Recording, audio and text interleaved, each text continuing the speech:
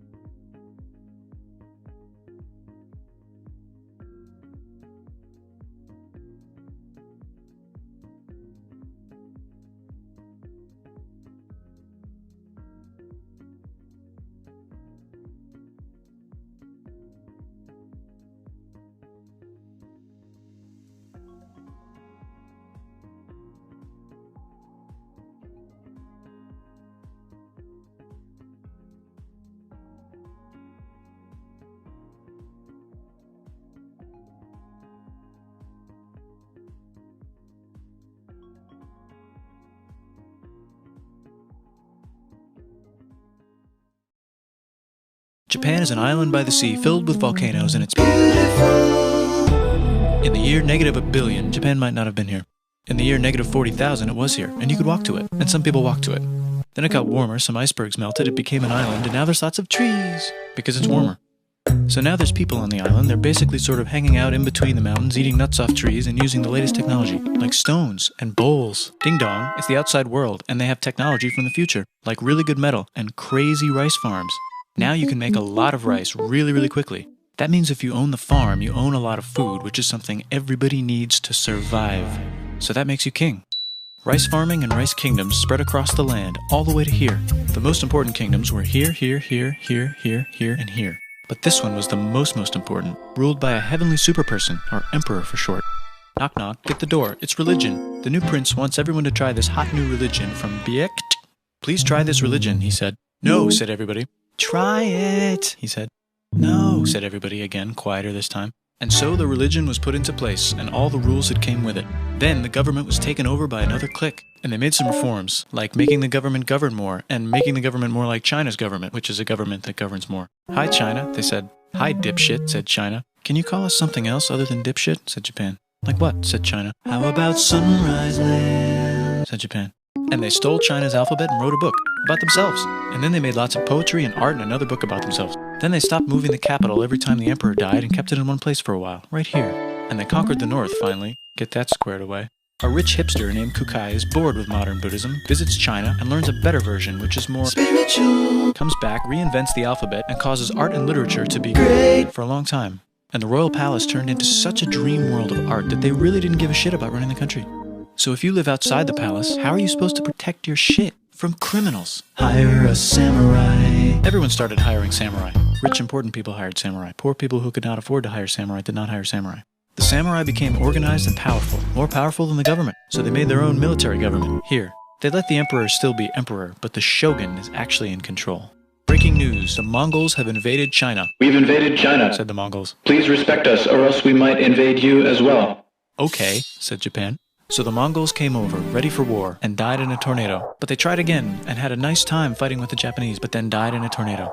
Then the emperor overthrows the shogunate. Then the shogunate overthrows him back and moves to Kyoto and makes a new shogunate. And the emperor can still dress like an emperor if he wants, that's fine. Now there's more art. Like painting with less colors, collaborative poetry, plays, monkey fun, tea parties, gardening, architecture, flowers. It's time for who's going to be the next shogun. Usually it's the shogun's kid, but the shogun doesn't have a kid. So he tries to get his brother to quit being a monk and be the next shogun. He says okay, but then the shogun has a kid.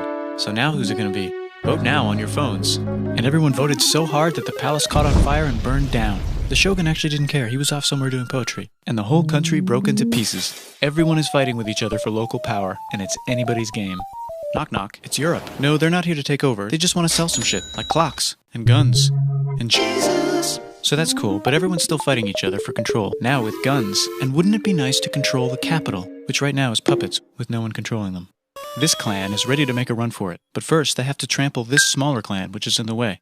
Surprise, the smaller clan wins, and the leader of that clan steals the idea of invading the capital and invades the capital, and it goes very well. He's about halfway through conquering Japan when someone who works for him kills him, and then someone else who works for him kills them, and that guy finishes conquering Japan.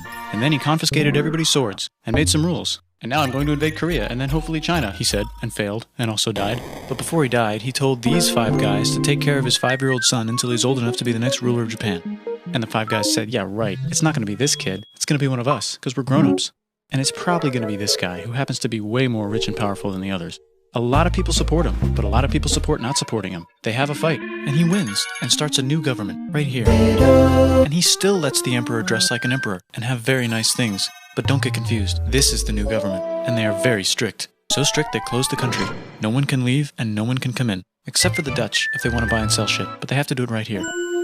Now that the entire country was not at war with itself, the population increased a lot. Business increased, schools were built, roads were built, everyone learned to read, books were published, there was poetry, plays, sexy times, puppet shows, and Dutch studies. People started to study European science from books they bought from the Dutch. We're talking geography, skeletons, physics, chemistry, astronomy, and maybe even electricity. Over time, the economic and cultural prosperity began to gradually slow down. Knock knock. It's the United States, with huge boats, with guns.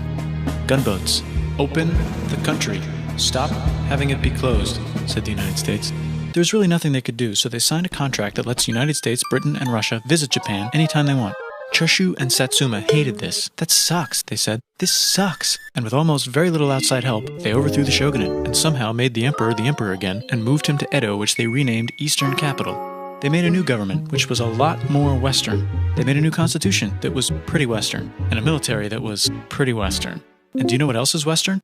That's right, it's conquering stuff. So what can we conquer? Korea.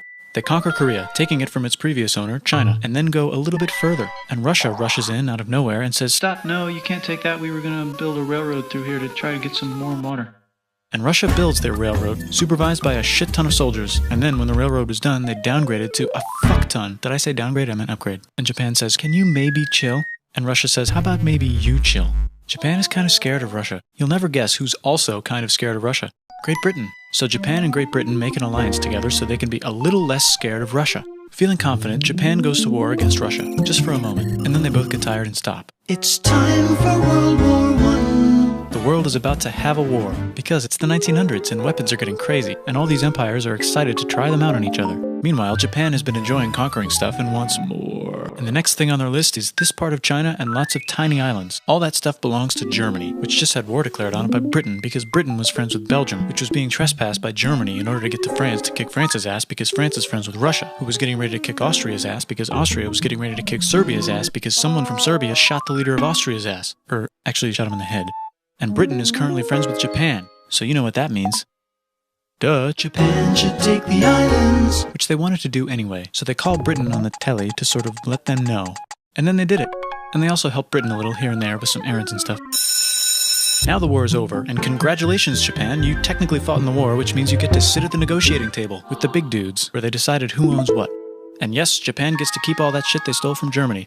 You also get to join the post-war mega alliance, the League of Nations, whose mission statement is to try not to take over the world. The Great Depression is bad, and Japan's economy is now crappy, but the military is doing just fine, and it invades Manchuria. And the League of Nations is like, no, don't do that. If you're in the League of Nations, you're not supposed to take over the world. And Japan said, how about I do anyway? And Japan invaded more and more and more and more of China, and was planning to invade the entire East. You've got mail. It's from Germany, the new leader of Germany. He has a cool mustache, and he's trying to take over the world and needs friends. This also got forwarded to Italy. They all decided to be friends because they had so much in common. It's time for World War II. Germany is invading the neighbors. Then they invade the neighbors' neighbors. Then the neighbors' neighbors' neighbors, who happened to be Britain, said, holy shit. And the United States started helping Britain because they are good friends, and started not helping Japan because they're friends and our friends are not friends. Plus they're planning on invading the entire ocean. The United States is also working on a large, very huge bomb, bigger than any other bomb, ever, just in case. But they still haven't joined the war. War looks bad on TV, and the United States is really starting to care about their image. But then Japan spits on them in Hawaii and challenges them to war. And they say yes. And then Germany, as a symbol of friendship, declares war on the United States also. So the United States goes to war in Europe, and they help the gang chase Germany back into Germany. And they also start chasing Japan back into Japan. And they haven't used the bomb yet and are curious to see if it works, so they drop it on Japan. They actually drop 2.